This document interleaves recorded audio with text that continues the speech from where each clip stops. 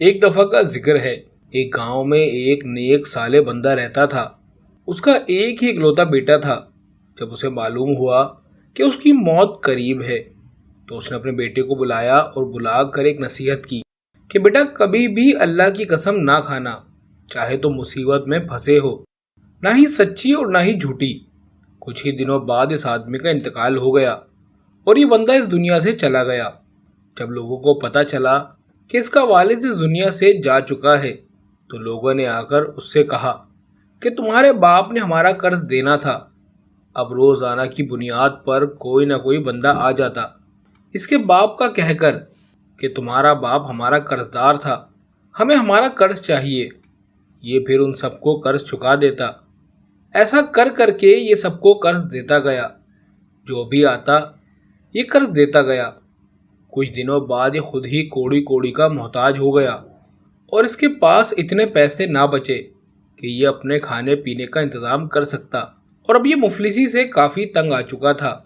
اس نے اپنی بیوی کو ساتھ لیا اور اس کے 2 بچے تھے، ان کو بھی لے کر دریا کے کنارے چلا آیا۔ یہاں پر آ کر اس نے کشتی کے اوپر سواری کر لی۔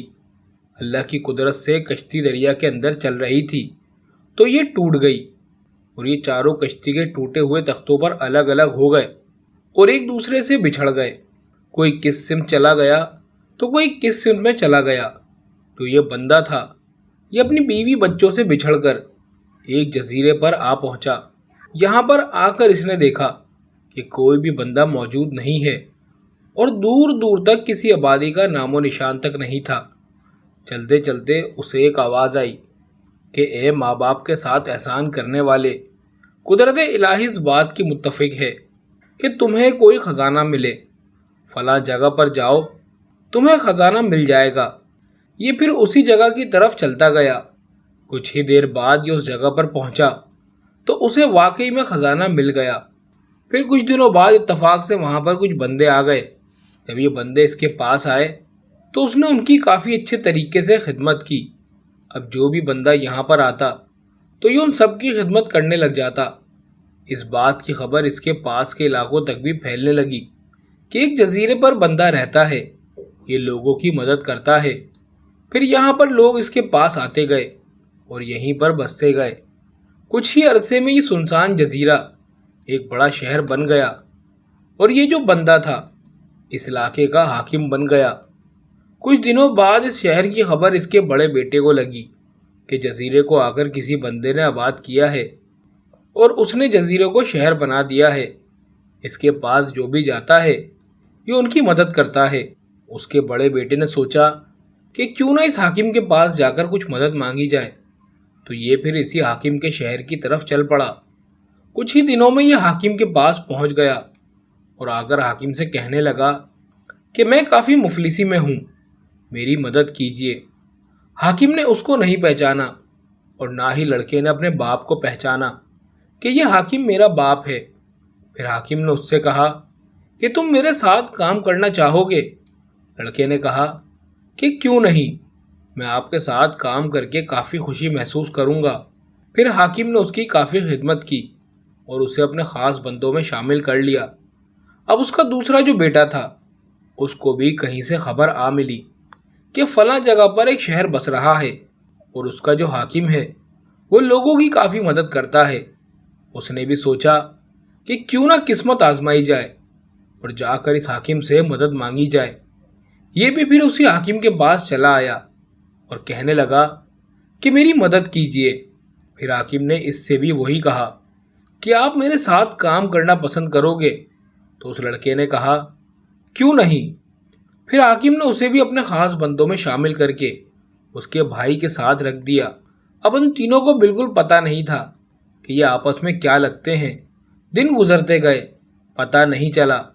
اب جو اس کی بیوی تھی اس کو کسی آدمی نے اپنے گھر میں پناہ دے رکھی تھی اور اس کو جیسے ہی پتہ چلا کہ ایک حاکم ہے وہ لوگوں کی کافی مدد کرتا ہے، پھر اس نے اس عورت سے کہا کہ تم میرے ساتھ چلو، ہم نے ایک جگہ پر جانا ہے، میں نے سنا ہے ایک آباد جزیرے پر حاکم رہتا ہے، وہ لوگوں کی کافی مدد کرتا ہے۔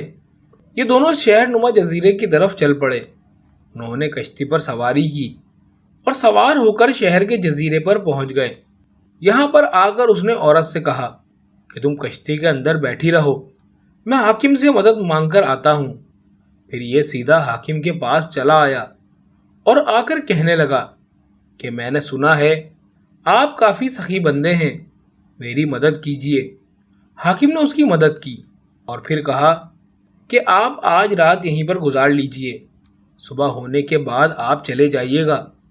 پھر اس آدمی نے کہا کہ میں اپنی عورت کو کشتی کے اندر چھوڑ کر آیا ہوں اور وہ کشتی جزیرے پر ٹھہری ہوئی ہے۔ حاکم نے کہا کہ آپ فکر نہ کرو، میں اپنے 2 بندے بھیج دیتا ہوں، وہ اس عورت کی حفاظت کریں گے۔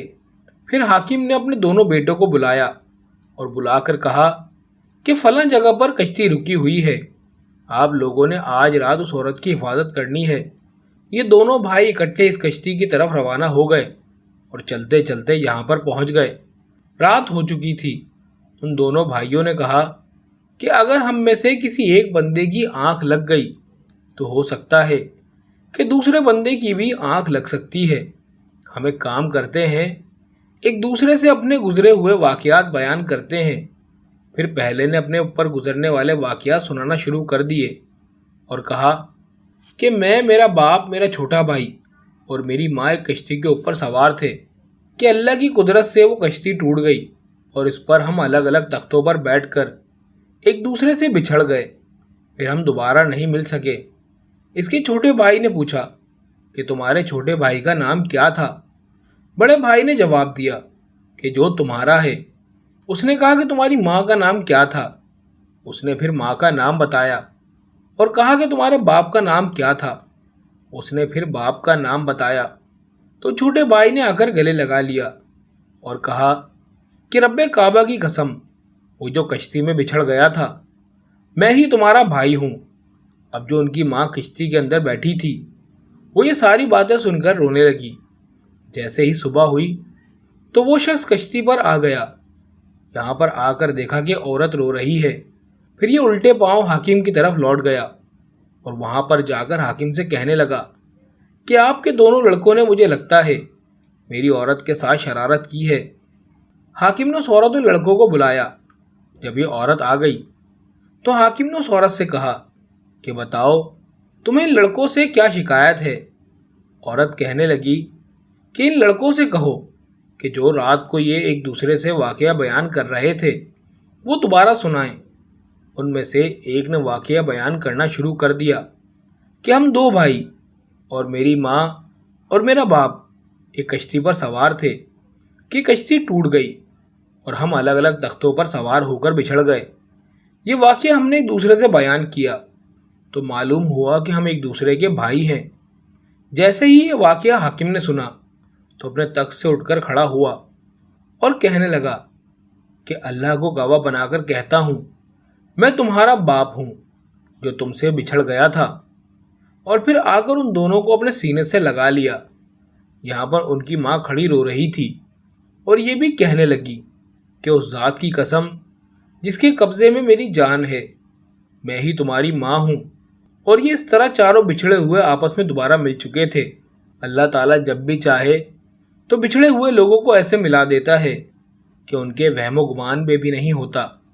جو رب کی راہ میں اپنے آپ کو قربان کر دیتا ہے تو رب بھی اس کے لیے نعمت کے دروازے کھول دیتا ہے، اور وہ بے شک ہم سب پر رحم کرنے والا ہے۔